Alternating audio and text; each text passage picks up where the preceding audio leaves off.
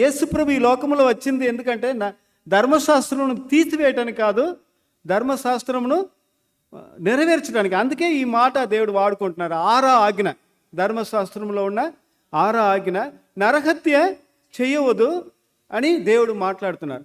అంటే పూర్వీకులకు చెప్పబడింది కదా.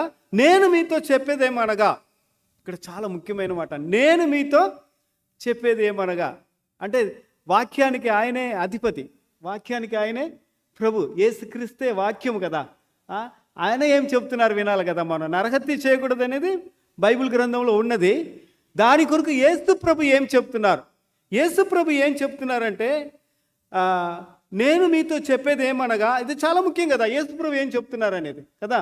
నేను మీతో చెప్పేది ఏమనగా, తన సహోదరుని మీద కోపపడు ప్రతివాడు విమర్శకు లోనగును. నరహత్య కాదు బాబు, ముందు కోపమే